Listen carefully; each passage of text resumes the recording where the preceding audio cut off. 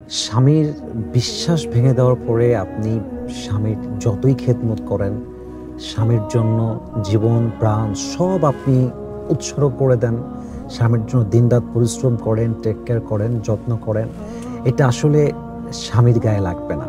এটা বাস্তব কথা। আপনি যদি স্ত্রীর সঙ্গে বিশ্বাসঘাতকতা করেন এবং স্ত্রীকে আপনি লাক্সারিয়াস লাইফ দেন, খুব দামি গাড়ি দেন, খুব দামি বাড়ি দেন, অনেক কিছু দেন, কিন্তু আপনি আপনার ওয়াইফের কাছে একজন চিটার, আপনার ওয়াইফ জানে আমার হাজব্যান্ড একজন প্রতারক, সে একটা বিশ্বাসঘাতক, এরপর আপনি যতই লাক্সারিয়াস লাইফ লিড করেন না কেন, যতই তাকে একটা লাক্সারিয়াস লাইফ দেন না কেন, আপনার ওয়াইফ কখনো আপনার প্রতি কৃতজ্ঞ হতে পারবে না।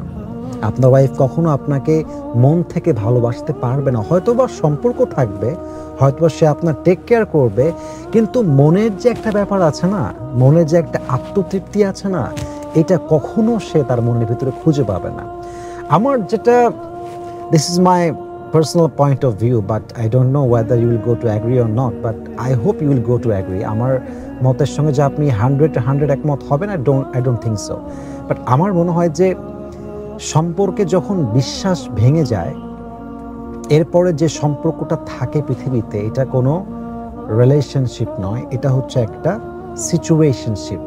মানুষ আসলে পরিস্থিতির জন্য বের হতে পারে না।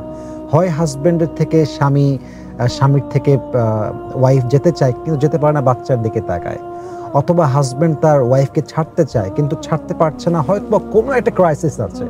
কিন্তু এই সম্পর্কটা আসলে যেটা জান্নাতের সম্পর্ক, যা জান্নাত থেকে আসছে, ওই যে সম্পর্কের মানটা, এটা আর কোনোভাবেই বাকি থাকে না। আমি মনে করি আপনি যদি গাছের গোড়া কেটে দেন আর গাছে আপনি সারাদিন পানি দেন, গাছের যত্ন করেন, ইট উইল নট ওয়ার্ক। এটা কাজ করবে না, কারণ আপনি মেন গোড়াটাই কেটে দিয়েছেন।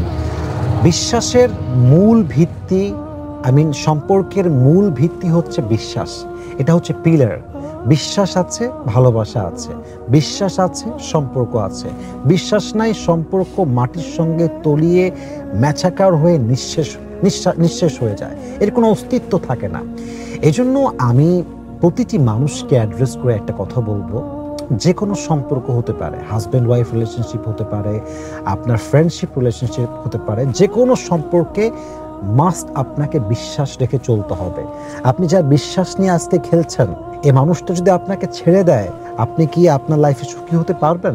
আপনি যে আপনার হাজব্যান্ডকে ঠকাচ্ছেন, প্রতারণা করছেন, আপনি নিজেকে জিজ্ঞেস করেন তো, যে হাজব্যান্ডকে আপনি ঠকাচ্ছেন, এই হাজব্যান্ড যদি আপনাকে তালাক দিয়ে দেয়, ডিভোর্স দিয়ে দেয়, আপনি কোথায় যাবেন? একটা ডিভোর্সি মেয়ের সম্মান কোথায় আজকের এই দেশে? একটা ডিভোর্সি মেয়ের সম্মান নেই, তার কোনো স্ট্যাটাস নেই। এটা হচ্ছে সমাজের বাস্তবতা। একজন পুরুষের বোঝা উচিত, আমার ওয়াইফ অনেস্ট, আমার ওয়াইফ লয়াল, আমার ওয়াইফ চরিত্রবান, আমি কেন তার সঙ্গে চিট করব? আমি কেন তাকে ডিভোর্সের কথা বলবো? আমার ওয়াইফ পবিত্র, আমি জানি। আমার wife, she was honest with me and she has been honest with me. সে অলওয়েজ অনেস্ট ছিল, অনেস্ট থেকেছে। Why should I cheat with her? আমি কেন তাকে চিট করতে যাব? তো সবচেয়ে ইম্পর্টেন্ট বিষয় হচ্ছে হাজব্যান্ড ওয়াইফের রিলেশনশিপটা, এটা দুনিয়াতে শেষ হবে না, এটা জান্নাত পর্যন্ত যাবে। সো অনেস্টি মেনটেন করেন, সততা মেনটেন করেন। হাজব্যান্ডের সামনে যা বলবেন সত্য বলবেন, মিথ্যা বলবেন না। হাজব্যান্ডকে যা বলার বলে দিবেন যে এটা সমস্যা, এই প্রবলেম। একটা মিথ্যা বলবেন, ওই মিথ্যাকে ঢাকতে গিয়ে আরও মিথ্যা বলতে হবে। এজন্য এই সম্পর্কগুলো জাস্ট টিকে বিশ্বাসের মাধ্যমে, আনুগত্যশীলতার মাধ্যমে, অনেস্টির মাধ্যমে, ট্রাস্টের মাধ্যমে, সততার মাধ্যমে। এজন্য বিশ্বাস ভেঙে যাওয়ার পরে সম্পর্কটা কোনোভাবেই আর সম্পর্ক থাকে না। তাই আমার শেষ কথা, সবার জন্য সেম কথা, যেখানে আছেন সততা বজায় রাখুন, লয়্যালটি বজায় রাখুন, অনেস্টি বজায় রাখুন। আপনার দুনিয়া সুন্দর হবে, দুনিয়াতেও আপনি সম্মান পাবেন, আখিরাতেও আপনি সম্মানী হবেন ইনশাআল্লাহ তাআলা।